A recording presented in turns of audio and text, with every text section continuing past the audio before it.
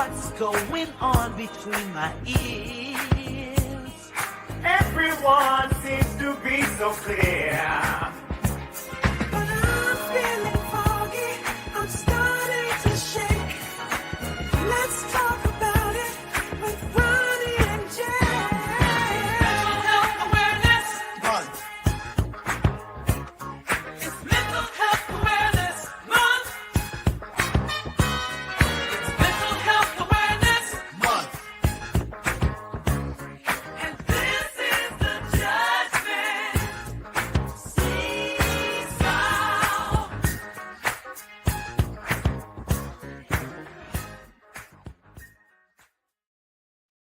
What's up, everybody? Welcome back to the Judgment Seesaw, the second to last episode of the series, and we're a day away from the month of mental health awareness being over. And today I'm joined by Jake Trowbridge. And before we dive into you real quick, as always, for anyone that's just now catching the show, the Judgment Seesaw as a concept, it comes from economics. It's been parlayed by therapy, and the way it works is this. If you're listening to someone or observing something and you're judging it, you will not be, there's no ounce of understanding that's going on with you. And then vice versa, if you're truly being understanding, you're not going to have any judgment while you're in that action. So the seesaw is a metaphor to help people kind of visualize how to be better listeners and be more understanding. And that's the point of the show, is kind of to understand and share. And I want to make sure that I understand more about you and learn everything I can before the end of the show. So Jake, I know who you are. A lot of people in the fantasy industry know who you are, but just give a little rundown on you and what you do in fantasy, and also welcome to the show, man. Thank you for having me on this. I told you before, but this is just a very cool concept for a show in general. So it's like to be a part of it. It's like to see Dave in the chat as well on this. But I work with Matthew Berry's Fantasy Life. I'm a contributor over there, do a lot of video work, TikTok live streams, that sort of thing. Also have a podcast with my co-host Dustin Lunt called Drinking and Talking Fantasy Football, where we drink and talk fantasy football. And that's what I do. And then I hang out around social media. That's fair. Well, we all hang around social media to various degrees, and we'll talk a little bit about the social nature of the industry as the show goes on. For you, your angle in fantasy football, this is not part of the actual mental health side of things, but I love you and your content. I've talked with our friend HoovTube about this extensively. I know he feels the same way, but for people that are creative and have artistic talent, there's often a thing in the back of your head with whatever vocation you're in that's like, oh, if I could figure out a way to like do more creative and fun stuff in this space and feasibly turn it into a career, that would be heaven. And so I look up to you because you have actualized that, and your content is just super, super funny. And wow, so just a side note there. That's incredible. Thank you for saying that. Yeah, absolutely. So what's the story with Jake Trowbridge in relation to mental health? Anything you want to share there, anything you've observed, and then we'll get into the nitty gritty.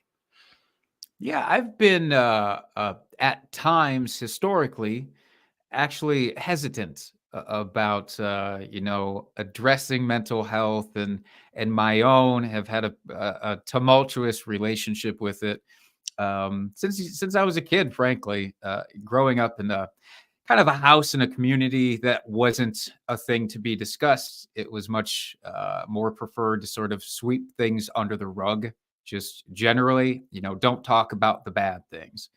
And so it really wasn't until a couple of years ago that I started to take it more seriously, get into routine therapy, and sort of do a little bit more deep self-reflection. And it's a process, to go from what you're used to coming from as a kid of, again, that whole just don't talk about it thing. And then when you're confronted with somebody who is trying to help you, but needs you to be fully open and honest, it's scary to get into that mindset initially, but it's also one of the best things I ever did, was get into therapy. I tell that to anybody who has considered it, but was like me, maybe a bit hesitant about going about it. And it's incredibly important, but not something that's easy for everybody. That's for sure. I love that. And I especially emphasizing that last point there, that is true. And sometimes like people like myself that have been in therapy for a long time can lose sight of the fact that there is like it is a bit of an undertaking, whether if you haven't done it before, to allow that into your life, because in the end you're putting a mirror up and you're looking deep inside, and it's pretty nerve-wracking the first few times you do it. Eventually though, you get used to it and it becomes like really exciting, and I really look forward to most of my therapy sessions. Sometimes I'm tired and I don't want to go talk for an hour, but you know, so goes life. Yeah. Question on your story in general. You said you resisted it for a while, or that, I don't know even know that that's the right word, but you were That's fair. not super plugged into like the world of therapy and all of that for a little while. What was there a specific moment or something in your life that happened that spurred you to make that change? Yeah, it was sort of a tale of two instances. So in my early 20s, I'd moved out to Los Angeles, took a break from college for a year. My now wife and I moved out with a friend of ours out to California. Lived there by ourselves, first time kind of living on our own.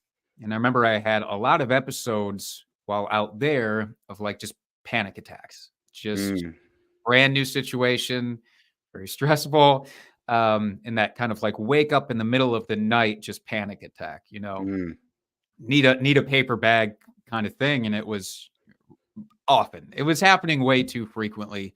hmm, I just did the old, grin and bear it, just take a deep breath at the time, and then once it's over, pretend it never happened and just move on until it inevitably happened again, a couple of days later. yes, I can And relate. right, and almost a year of going through that, you realize how much of a toll that takes on you. And so flash forward almost a decade after that, and starting to have that similar type of thing creep back up, I just have that memory, that core memory of that year of, my wife basically Mm, having to, like, calm me down for an entire stretch of the year and just going, "I can't go through that again." I can't have that last for that long again. So, immediately started, seeing a therapist as that started, and it was hesitancy still at first because, my initial thought was, "Okay, but can I just get some medication for it?"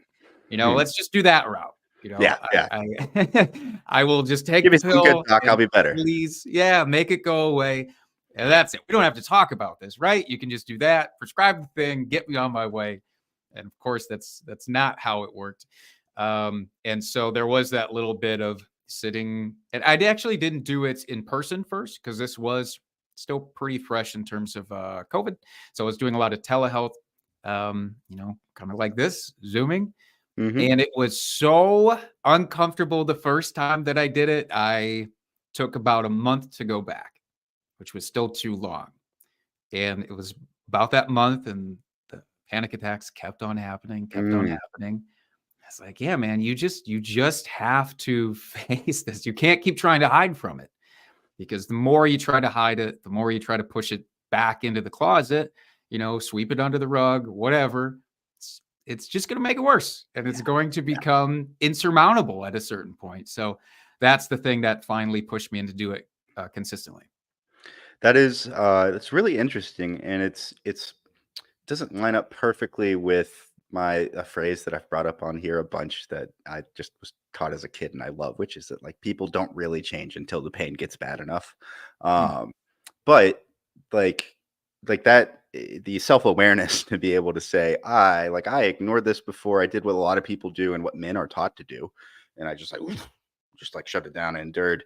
Um, and having the foresight to be like, I don't want to do that again, and I want to go figure out what this problem was and so forth is a big step. And so congrats for doing that. I know it was years ago, but nice. like if you stuck with it and like did things I wouldn't have known that you show no signs of that. And so it's a good story for people to hear, especially again, as you alluded to at the beginning of the episode, that like there's people out here that hopefully watch this show and haven't tried out therapy or are averse to the idea of therapy. And different strokes, different folks. I wouldn't tell anyone to do anything that I wouldn't do, but I didn't say that right. I'm not going to hold it against somebody if they don't believe in therapy, right? But at some point, you might find something in your life that you don't like, that is coming from you and not from anything else. And therapy is there when you need it. And so, moving into just like more uh, granular stuff on mental health in general, before I dive into all of that, do you have any other thoughts? I have a lot of thoughts, arguably too many thoughts. That's part of the reason that I'm in therapy is to help get through all those thoughts. Nothing in particular with that, though. Okay. A quick share from my end in the world of like avoiding a health issue. I had been taking, I'm not going to say the name of the med because I don't want anyone to feel like they shouldn't take it. But I was taking a mood stabilizer to help with depression. And I'd been taking it for 5.5 years. And for the majority of those 5.5 years, I had fainting spells where I would just like I'd get nauseous. I'd have, they call them sinking episodes, but I'd get like nauseous and dizzy and I'd start to clam down and get cold sweats and I'd have to sit down and just like, okay, I've been through this before. It'll go away is like what I immediately just told myself. And that's not normal. And I ignored it and it became normal to me until I think it was at the end of last year. It might have been early this year. Forgive myself. I got a minor concussion, but I was hanging out with my friend Jeff DiMatteo. Shout out to him. We were going to a comic book store to look at some fun stuff related to fantasy football and explore an idea. And I had one.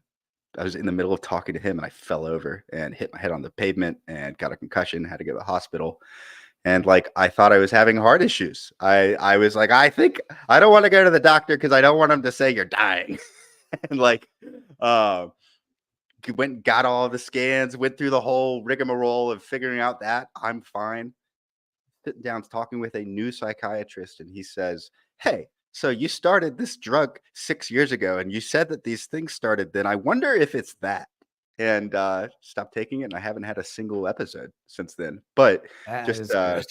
but just in general, like it's not abnormal for people to experience something negative that has to do with their health in general and ignore it the first time or the second Yeah. time or even the third. And it's just a slippery slope. And I think some people are really good.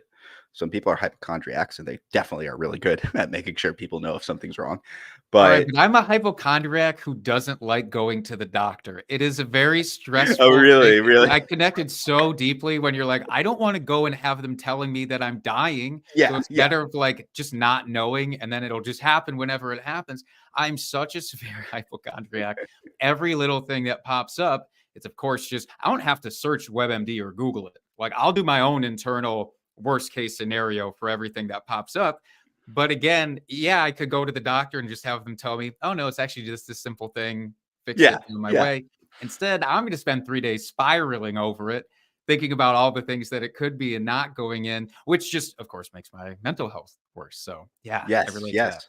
Well, and the way it made my mental health worse is that it gave me an excuse to not exercise. It's like, well, Mm. whenever I get my heart rate up for too long, I seem to have these fainting issues. So I'm just not going to go to the gym. And like literally for 6 years, I did nothing. I like my exercise was whatever happened at work or just like with movement during the day, but there was no purposeful activity there. That was really, really bad for my mental health, especially chronic depression. Like you got to get exercise, you got to get sleep, you got to eat well. Those three things are like, that's how you set the table for yourself. And then you can start improving on everything else.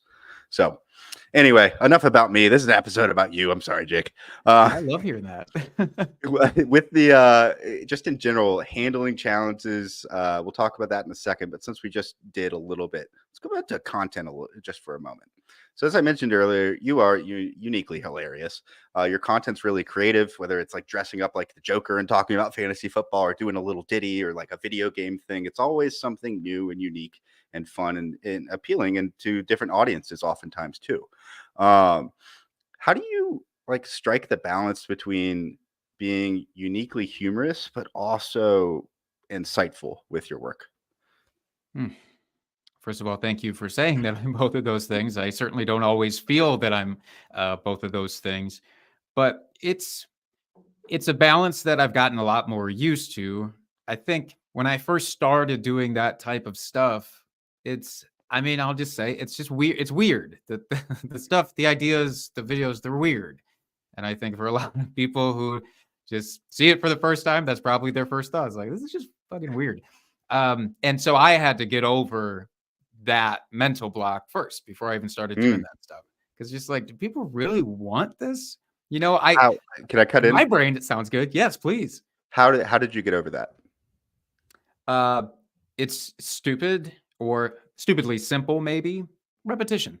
Just Okay. repetition. So, and starting off small and working my way up. So my first idea wasn't, I'm going to do this really elaborate music video about tight ends or whatever. It was just a small thing. It was, oh, I think I can do an impression of Morgan Freeman. And I did like a 10-second little just something or other and posted it and then moved on. Because the worst thing is to sit and wait for responses or whatever and read through stuff. So just post, move on, post, move on, post, move on. And then eventually, as some positive feedback started coming in, it's like, oh, people do kind of like this. That's neat. Like, I'm glad it's not just me, because it gives me confidence to keep doing it and Sure. keep kind of expanding things. And, but it is really as simple as repeating it. And I didn't post everything that I made. There's some things that are in the vault, will stay in the vault Sure. because they're not good. They are hashtag not good, but it was important for me to do it at least, to keep trying that stuff so that I knew I had an internal barometer at least for, okay, I liked that first thing. I did not like this or this or this. Now I like that next thing. That one's good to go and send out. And so I think people get afraid sometimes. I know I did, of like, okay, if I do this weird thing or unique thing, I'm going to have to post it. I'm going to have to, it's going to be a little nerve wracking with anticipation of what people will think about it. But if you just keep doing the thing and keep some for yourself, I at least found that that was easier. Nice. I cannot now figure out if we just answered both the question on humorous yet insightful, or we didn't. Well, I will say with the insightful thing, that's Sure. a much that's a much more difficult balancing act, I think.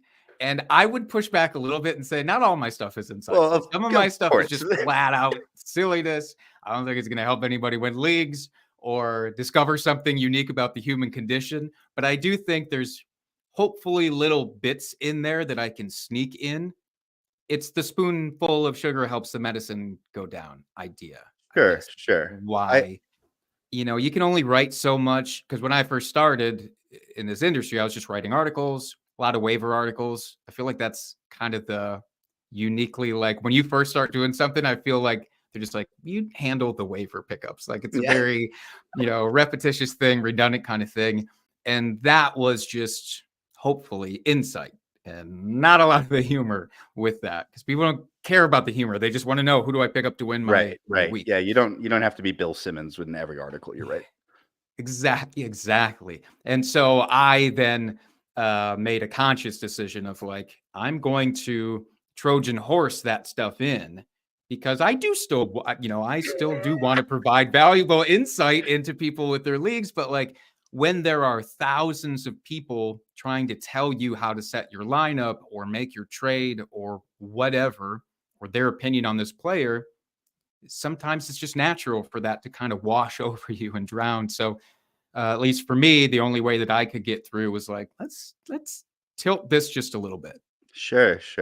Did you ever feel sort of like, all right, I'm glad that everyone likes this, but I'm a little bored and I need more excitement with my content? Like what motivates your creative process there? I'm always bored I'm bored with myself a lot. Honestly, it's just like, ugh, can you do something else? I mean, that's why I don't even do as much of the impressions or like music parodies anymore. It's just like, all right, buddy, you've already done that. Like, can you please try something different? So, you know, I'll still weave it in occasionally, but it is really just trying to find like, what's the thing that tickles me a little bit? What Sure. TV show have I watched recently where there's something that connects, or what song have I heard, or what interview have I watched where somebody says something that's just like, oh, but if I did this to that, if I took this square and made it a circle that they're talking about, like what would that look like at least? Right, right. So a lot of it's just purely testing stuff and throwing stuff at the wall. And again, a lot of it's very bad, but eventually, hopefully, some of it kind of sticks out and is good. Sure. Well, and I think that just for anyone that's thinking to themselves, Jake's being really hard on himself, as I don't think I'm as creative as you are, but as someone that it is, yeah, I believe you. I believe that some of it is not like you wouldn't want to share it with everyone. That's part of the creative process. You have a whole spectrum of output. And like the ideas are always, for me at least, I enjoy creativity. I try to be unique to things. For me, my slant a little, maybe it's different than you. It might be the same, but I have a really hard time putting effort into work that doesn't feel unique or like doesn't have to be brand new, but at least it should be a part of something that's doing something new. I don't like redundancy and doing like the same thing everyone else is. And but yeah, the first time I think of an idea, it's always like the best idea I've ever had. And then, exercise it out, massage it, draw the picture, do whatever for your process is, go through the jokes, record something, and then watch it afterwards. You're like, yeah. All right, next one. Or like, have you ever done this? That I'll do this often. I have just I keep a little notepad just in my phone. It used to be a physical notepad that I would write ideas down in. Now it's just in my phone because it's easier. The notes app. Yeah, just make a lot of Yes. notes, or I tried to do an Yes. Excel spreadsheet once. I don't know why. People in fantasy football use Excel spreadsheets, and I just thought, oh, I could do that. That didn't work. It's all nice and But organized. Yeah. yeah, it's too organized. I don't trust Yeah. anything that's too organized from a creative standpoint. But my notes app, I will just keep putting in these ideas, and some of them are barely fleshed out. Some of it's just a sentence. Some of it's like outlined or whatever. But you ever do that, and then Yes. you go back and look at it 2 months later, and you're like, this sucks. I'm out of this. I don't want anything to do with this thing because it just feels stale. So yeah, a lot of my process, that's mostly just, I would say, a little bit of laziness on my part too. It's like I almost Come have on. to reinvigorate myself to get excited about that thing Sure. from 2 months Uh, ago. Yeah. all right, let's do a fun exercise. Take out your phone and tell me the title of not the first note you have, not the second, but the third one down. Okay. And I'll tell you mine too. Mine is a song I made for the kids that I work at a school, and we were at after school recess, and I make songs with AI. Obviously, I did one with a song here, so these kids get anthems. It's the lyrics that they made with me about it. So that's incredible. creative. That's fun. I love it. I love that. And with, oh, children are weird, and I can only imagine too, like the reactions and inputs on that. That's so Yes, it's a lot of fun.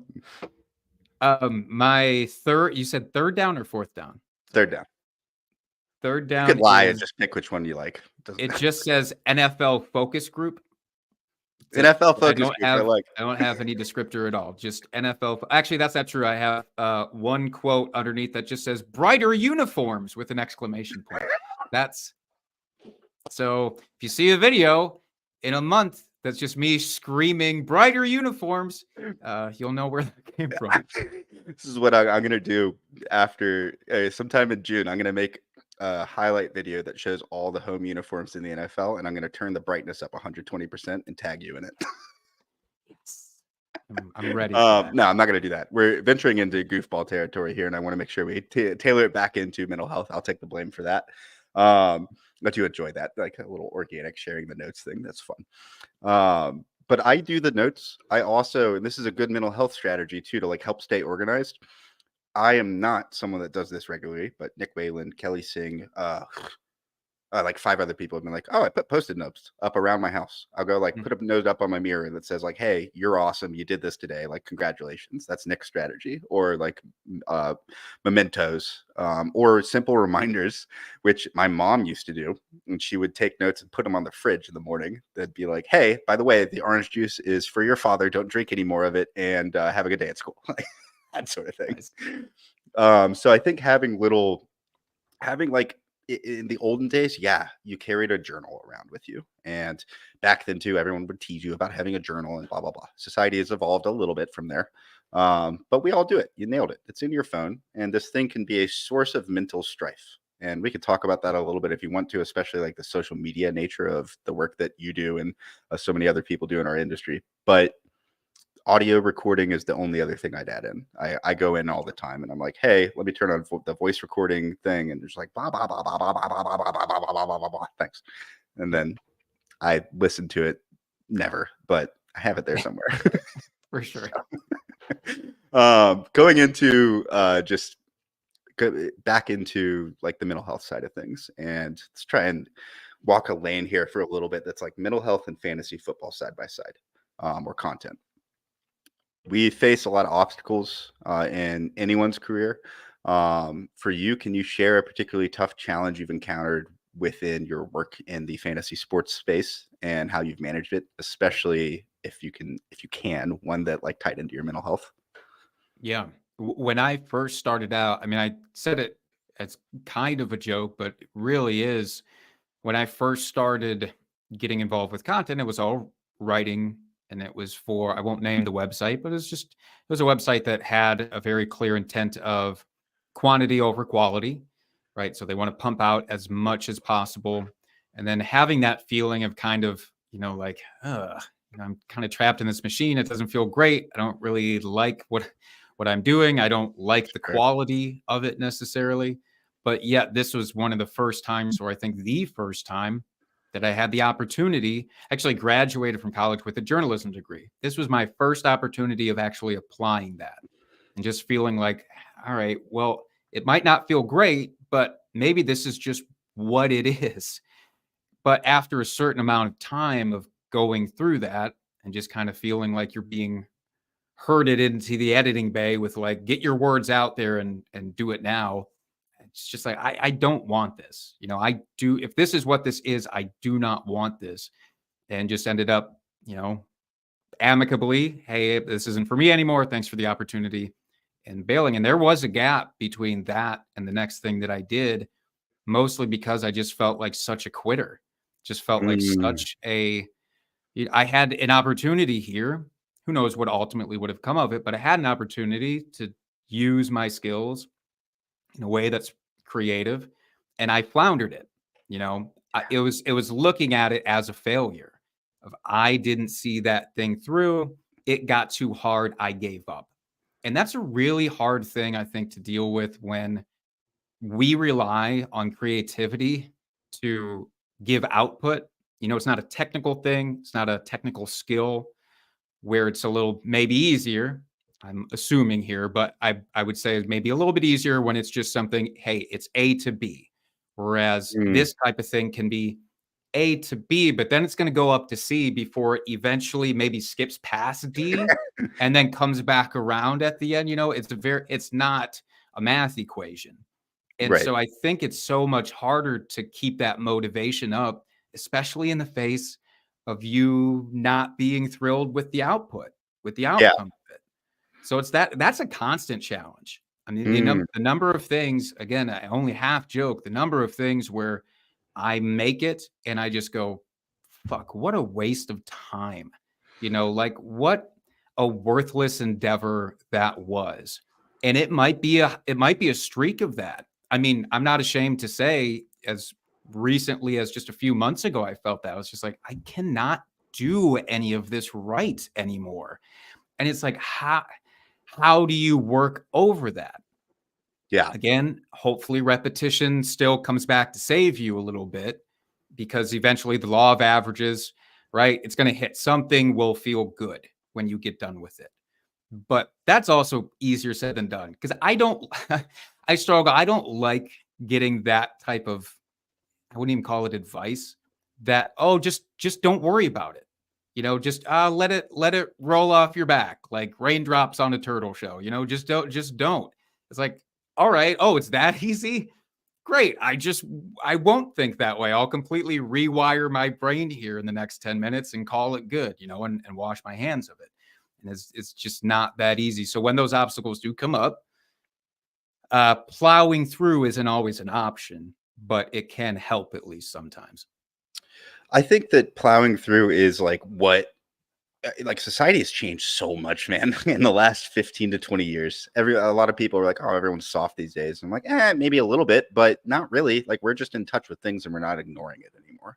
And I'm going to ramble about that blah, blah, blah, blah, blah, blah, blah, blah for 30 more seconds while this photo loads. But while you were talking, I was thinking of, there was a TED talk where a guy gets up there and he talks about little wins. He's like, you got to just like, if you want to change habits, you got to find something that you can do for 5 minutes at a time a day and figure out a time where you can incorporate that habit or new habit into something you're already doing. So like for exercise, he says, and it works. He's now touring the world talking to businesses about this. But if you want to start exercising and you haven't been able to, don't go to the gym. Do calisthenics in your kitchen in between the dishes for 5 minutes every day. And people tried that and at like 100% success rate. They got into the habit of working out. But anyway, brand, let me pull this thing up. How to make your small wins work for you. This is not the same exact thing, but I imagine they talk about it in this article. If you just Google that, anyone that's watching, it's a good read. And in general, I would say that the only thing I have not liked about this show at all, like everything has been fantastic except for one tiny sliver of a percentage, and that is you being too hard on yourself, man. Like when you the language, and this speaks, it's very present for me because it's what I've been working through in therapy for 2 years. Yeah. But the language of like, oh, I just put together this whole project, I finished it, and what a waste of time that was. Blah blah blah blah blah blah blah. I know that you shouldn't talk to yourself that way, but it's important just to like highlight that. And I think share it for anyone in the audience that's working through things. Self-talk is really, really powerful. And like on a physiological level, it changes the chemistry of your brain depending on the approach you have. And so like the power of positive thinking, like the whole like kumbaya nonsense from the 50s and 60s and 70s actually matters. It really does. It's you don't have to go hug crystals and wear tie-dye shirts and hang out in prayer circles to achieve it. Just be nice to yourself and be nice to other people. But particularly to go back to Nick Whalen in the first episode, in the form of grace, and like forgive yourself. And like that said, celebrate the small wins. So for you, when you make content and you don't like it, or you have a streak of things you don't like, what I see there, and this is a new perspective for me. 2 years ago, I'd be like, yeah, that fucking sucks. It's so bad when you do shit and it's just shitty. Like, damn. Yeah. But nowadays, the perspective I've been able to try and learn and take is, all right, well, the outcome wasn't what I wanted, but I had a new idea. It got me fired up. I made content for it. I executed an idea and I saw it through. That's a win. Outcome is irrelevant at that point. Then the focus becomes like the work, and it actually can help you make your next project even better because you'll be thinking about the process rather than the result. Right. So, fantasy football terms, process over results, I think applies to things obviously outside of that. And it's funny that you mentioned this because one of the things that I've most recently been working on with my therapist is the inner critic and how it's very easy to let that out. And she gave me an exercise, which I thought I was going to hate, that I ended up really loving. And it is just simply naming your inner critic. So as those thoughts come up, right? Oh, you're worthless because you didn't do this, because it didn't work out right, or how you expected it to work out. It's giving that voice a different name. I won't tell you the name I gave it, but it is of somebody that I have Mr. Stinky Pants distaste for. And it's like, name it that. And the next time that it comes up, address it as such. And again, when I first hear it, I go, I don't know that I'm going to be able to do this, right? And the more that I did it, like the more powerful it was, because the idea is you would never let somebody else talk to you like that. You would not just stand idly by as somebody else is saying these horrible things about you. So why the hell would you do that? Right. But right. Again, if you don't think of it as you doing that, if you at least can somewhat think of it as a different person by giving it a different name, it's like, fuck you, Josh. Like, that's not at all. That's my brother's name. But it's like, fuck you, Josh. No, you're wrong on this. I'm fine, or this and that. And it honestly is an easy way, at least for me, to not be so inside my brain, but to actually verbalize it. It's kind of it's a nice trick. Dude, let's celebrate that, man. That's a little win right there. Like, just like having the courage to say, this sounds silly, but I'm going to give it a shot. And then like, pleasantly surprised. It worked. This Yep. professional that studied this her whole career told me about something, and I was skeptical. And you know what? She was right, and I was wrong. Yep. Funnily enough. And Yeah. Who would have known? gratitude journals are something where I used to have like a journalism, like not journalism, sorry, journaling, and particularly the idea of gratitude journals, like 5 things that I'm really grateful for before I go to bed. This used to be my attitude towards this. They work. I don't do them all the time, but whenever I do afterwards, yeah, I notice a difference. And therapy is very much full of little, not tips and tricks. I think that's been co-opted to just be a bunch of nonsense these days on the internet, but little tips and trips that like you can put into your daily life as a little, if we use the metaphor of speeding, like just a little speed bump to slow your brain down and be like, hey. And I love that you brought that up. I wonder if your therapist and my therapist go to like the same conferences, because I kid you not, like 3 months ago, I was talking about rationality with him, and like the way that I allow myself to rationalize procrastination and escaping from responsibility when it makes me uncomfortable. And he was like, you need to develop a person in your brain. You gotta make that into, you gotta identify it as a person. And I call it the logic lawyer. It's a different type of thing. But for me, when I am like getting ready to do the show notes for Jake Trowbridge, and he's going to be on in a day, and I really should do this, and I meant to do it a week ago, and blah, blah, blah. I don't want to do it right now. I'm going to go watch Netflix. Now, there's like a habit in my head, and it doesn't work every time, but it pops up, and it's like the logic lawyer's like, well, so let's break this down. Why do you want to watch Netflix? And is that really what you want right now? Is that really what you want? Or are you just like copping out for something? And I just rationalize it and pragmatically break it down until I get to the conclusion, which is, no, I don't actually want that. I want to go do this and get this over with, so I'm happier. And so anyway, shout out to like therapists and the little tips and tricks they get. Breathing exercises too, like 6 Breathing seconds in, exercises are 4 great. seconds out, 8 seconds in, 4 Mindfulness, yeah. body scans. That's the new one that I just did. It's another one that it might be the most successful one that I've tried with my therapist, is worry time.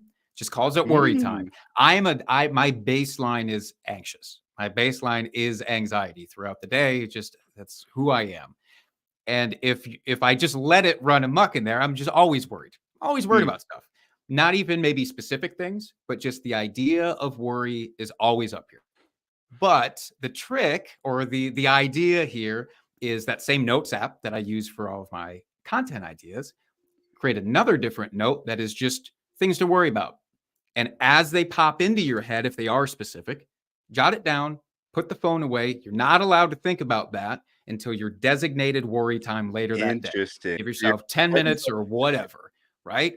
And then there's your list of crap to worry about, and that's all you get. And oftentimes, by the time I get to the list, I forget why I was worried about it anyways, and I barely even need to think about it. So another thing just to throw out into the ether. I love it. I love that. I might try that. That sounds great. Also grounding. Talked about it a bunch in the show, but literally like taking your socks and shoes off and going to the nearest area of grass, look out for dog poo, and just take a little walk in a circle there for 2 or 3 minutes, and you'll feel better afterwards. That's but I would be willing to bet for someone like you or other people that haven't done therapy yet, you, however many years ago it was before you gave it a shot, would hear a lot of these things and be like, what are they talking about? And that stigma is a big part of the mental health discussion. And it's actually something that I really haven't talked about a lot on this show. And so I know we had notes and a few more topics to cover, but how would you feel about instead winging it for a second and just talking about like the stigma of mental health and what you think? I would ask you this, like, what do you think the stigma level currently is around mental health, and why do you think, whether it's valid or invalid, there is still one? From my point of view, it looks like 2 extremes of it now. Not extremes. There's one, from my vantage point, often older, of a group that is still Sure. very reluctant, and I think almost uses it as like a scapegoat of like, they don't need to be in therapy. They're just using that as an excuse, right? Sure. That's just to get out of responsibilities or whatever. I've still heard that personally, unfortunately. with some, again, I've heard it from typically people older in the folks. industry. And it's like, so there's that side of it, but it does seem to be a smaller and smaller Yes. contingent, which is all we can hope for. Is event. It's not all going to be one foul swoop. Everybody all of a sudden is just in on this. So as you chip away at people like myself who would have never verbalized it that way, but still had my own hesitancies with it, as more people just start to embrace and accept it, it's, I don't know, it goes back to the schoolyard. Like you want to be with the popular kids. If the Right. popular Right. kids are Yeah. really into mental health now, you're going to be more open to that. You want to be on that side of it. So I think in terms of advocacy or whatever, I certainly don't consider myself a huge advocate. I think I should do a lot more of it, frankly. Okay. But I just think even just talking about it like this entire concept of the show, it's why I love it so much, is just as you see more and more people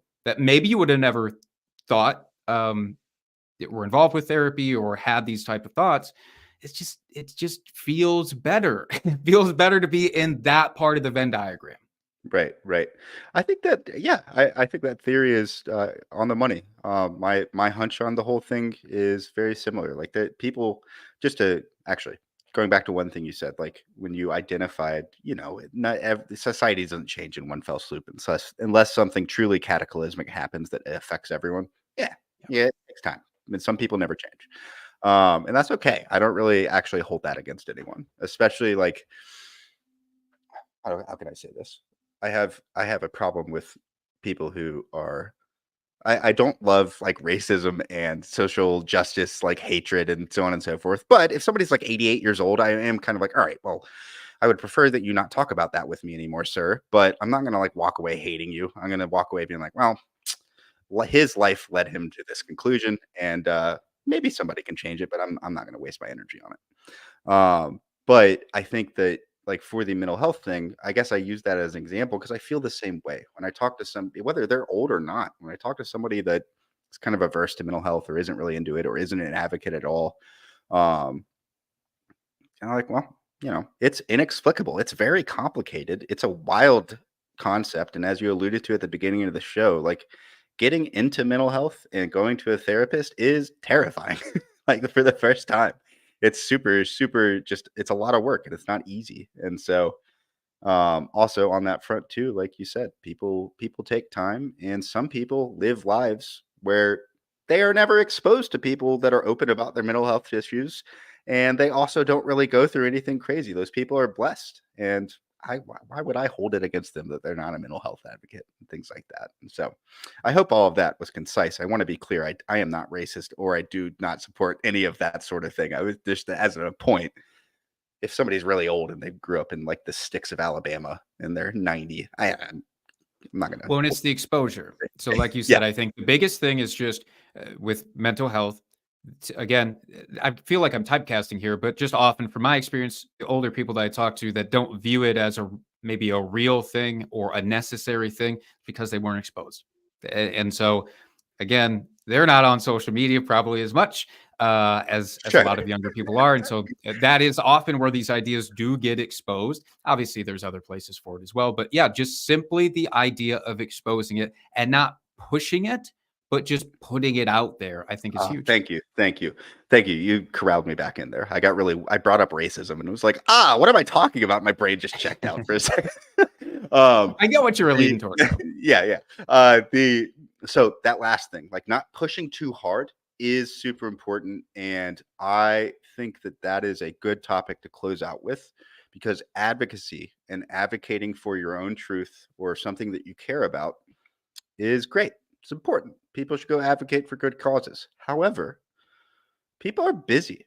Not everyone has time for everything. Like a good example is there's the Scott Fish Bowl this year. Then there's another tournament with a charity, and then there's another one, and there's 14 other ones. And I am willing to bet that most of the industry doesn't have time to or the energy to go and contribute to all of them. And that's okay. And it goes back the same lesson should be at the forefront of anyone's mind when they're going out and doing something, maybe like to be selfish, like I tried to do with this show. I reached out to uh, 50 or 60 people and most of them came through a public post, so I kind of knew they were interested. But even then, some people like the initial post where I said, like this if you want to come on, and people liked it. And then I DM'd him, and they're like, oh, I was just showing support. Mental health isn't really my thing.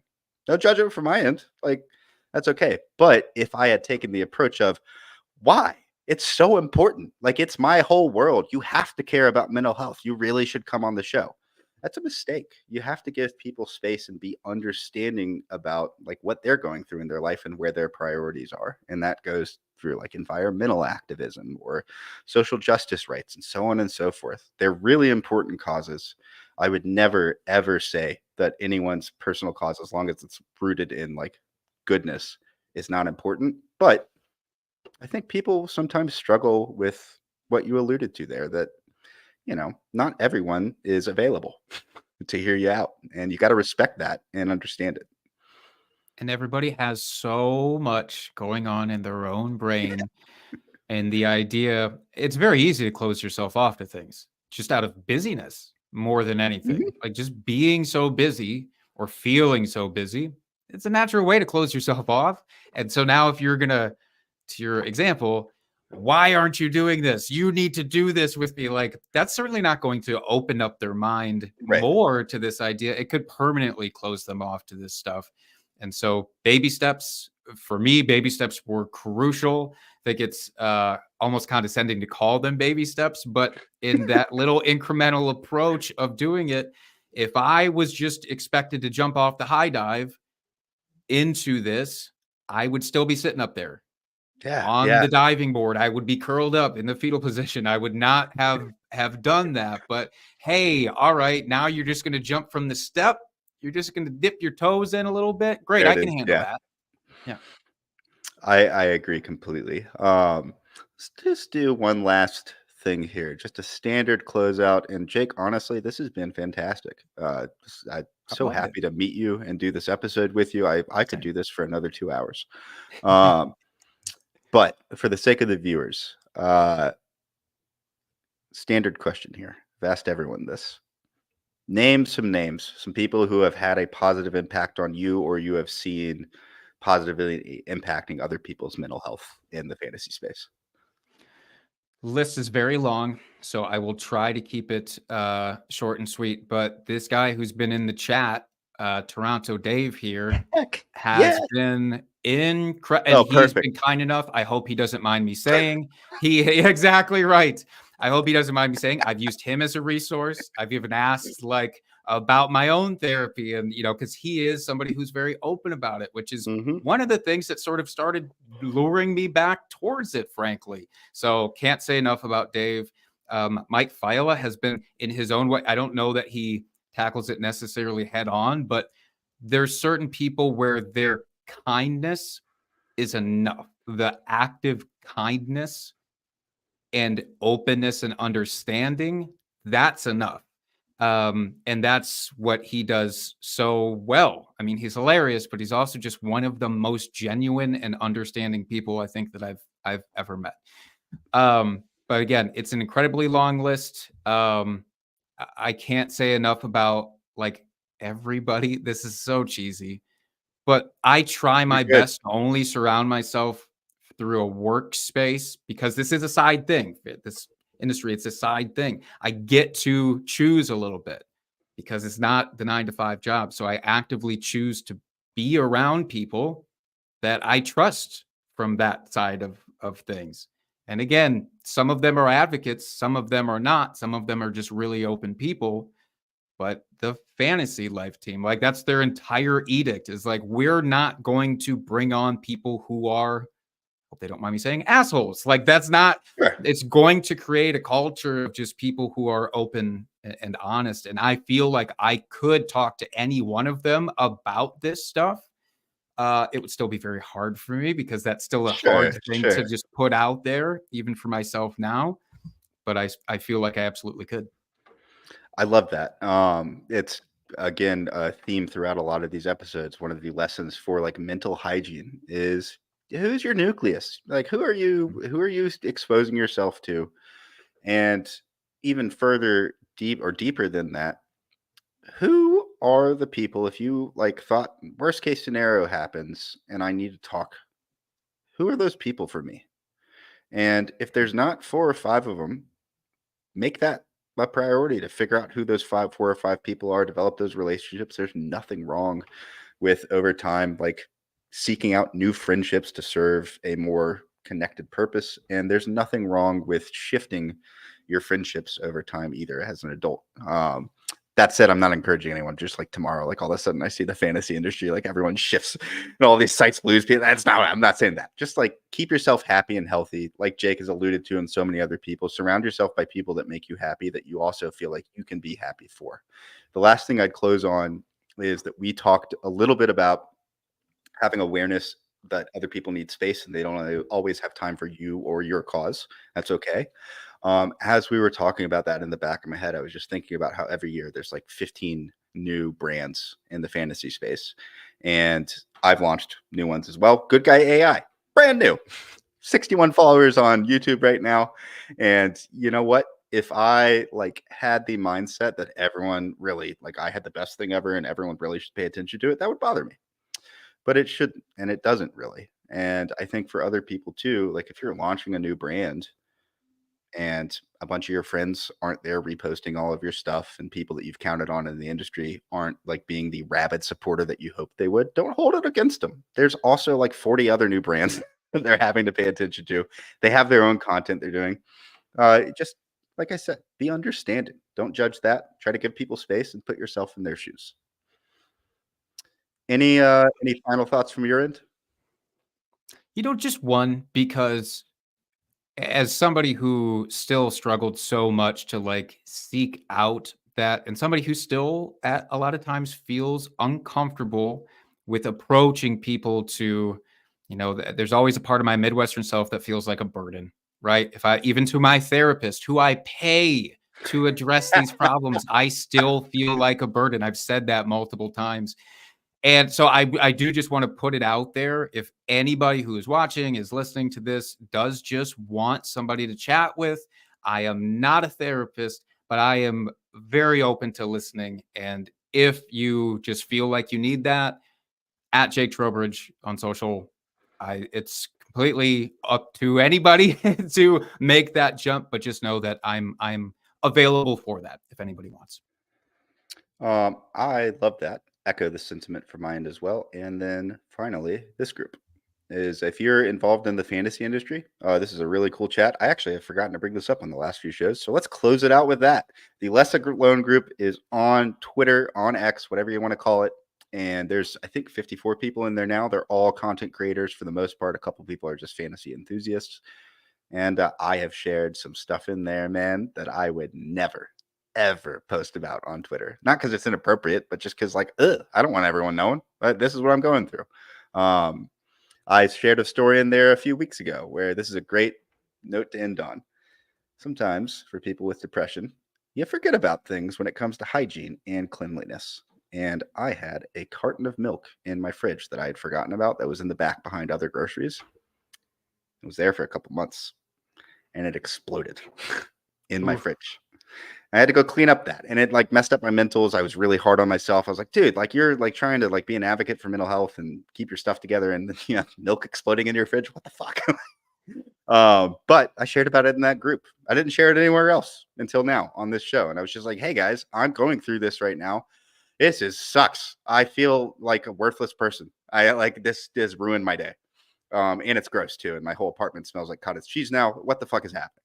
And people were supportive. I got through it. And it was just having, like you said, someone there or a place to vent. And the final note on that front is if you are looking for help or you're going through something, there are resources. There are people like Jake and myself in the industry and many, many more. But in the end, if you try to deal with it yourself, you're not going to change the issue. You might patch it and feel better, but it'll come back eventually. You have to go on a mental health journey alongside someone else so that you have that safety net and support and guidance. Because I tell you what, cracking open your own head and like figuring out the jigsaw that's inside, like you can't do that on your own. Like not a chance. So Anyway, Jake, I appreciate you so much. Thanks for coming on. Fantastic guest. Not going to improv a show or anything. My anxiety is too high right now for that, or improv a song. But I'll play another one. How about that? I love it. Mental Health Awareness Month. What's going on between my ears? Everyone seems to be so clear. But I'm feeling foggy.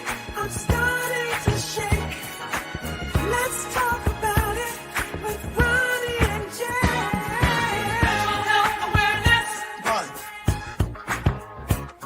It's Mental Health Awareness Month. Mental Health Awareness Month. And this is the Judgment Seesaw.